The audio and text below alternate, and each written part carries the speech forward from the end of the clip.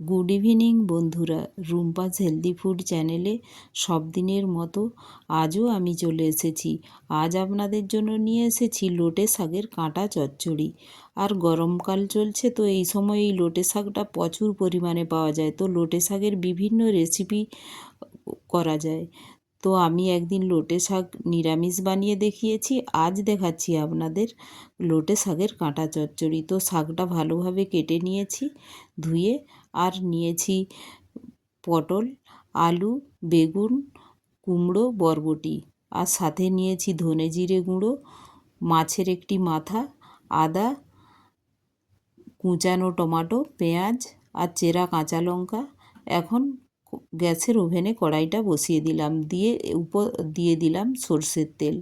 খুব কম পরিমাণ তেল দিয়েই আমি বানাচ্ছি দেখুন। আর ফোড়নে দিয়ে দিলাম 5 ফোড়ন, লঙ্কা, তেজপাতা। একটু ফোড়ন একটু বেশি দিচ্ছি কারণ আমার শাকটা অনেকটাই আছে। তো এখন দিয়ে দিলাম কুচানো পেঁয়াজ।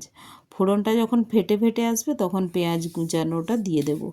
এখন ওটা নাড়াচাড়া করে দিয়ে দিলাম টমাটোটা ওর সাথে নাড়াচাড়া করে যাতে তাড়াতাড়ি গলে যায়, তো তার জন্যে দিয়ে দিলাম পরিমাণ মতো লবণ, হলুদ দিয়ে এটা নাড়াচাড়া করে নিলাম। আর যে আদাটা নিয়েছিলাম ওটা আমি হামাদিস্তায় একটু থেঁতো করে নিয়েছি, কারণ শাকের সাথে এইরকম থেঁতো আদাটাই ভালো লাগে, তাই এইভাবে থেঁতো করে নিয়েছি। আর দিয়ে দিলাম ধনে জিরে পাউডার। তার মধ্যে মশলাটা কষিয়ে নিয়ে দিয়ে দিলাম আলু, বেগুন, কুমড়ো, বরবটি, পটল। সব সবজিগুলো একসাথে দিয়ে মশলার সাথে ভালো করে কষিয়ে নিলাম যাতে সবজির কাঁচা ফ্লেভারটা চলে যায়। তো একটু নাড়াচাড়া করে ঢেকে কুকও হতে দিলাম। আর এইগুলো দেখুন, যেহেতু লবণ হলুদ দেওয়া আছে তো অটোমেটিক জলটাও অনেকটা বেরিয়ে গিয়েছে, আর সবজিগুলো প্রায় কুক হয়ে 50%-এর মতো কুক হয়ে গিয়েছে। তো এই অবস্থায় আমি দিয়ে দেব কুচিয়ে রাখা শাকটা দিয়ে দিলাম। আর এই শাকটা খুব নরম, তো কুক হতে বেশি সময় লাগে না, তাই শাক দেওয়ার সাথে সাথেই আমি মাছের মাথাটাও দিয়ে দিলাম। দিয়ে এটা কয়েকটা চেরা কাঁচা লঙ্কা দিয়ে আমি উপর থেকে ঢেকে দেব। এখন আমি নাড়াচাড়া করছি না, এটা দিয়ে আমি ঢেকে দেব। এর ভেপারেই মাথাটা অনেকটা নরম হয়ে যাবে। দেখুন এখন আমি মাথাটা খুন্তির সাহায্যে দেখুন কতটা নরম হয়ে গিয়েছে, তখন কিন্তু এটা হার্ড ছিল।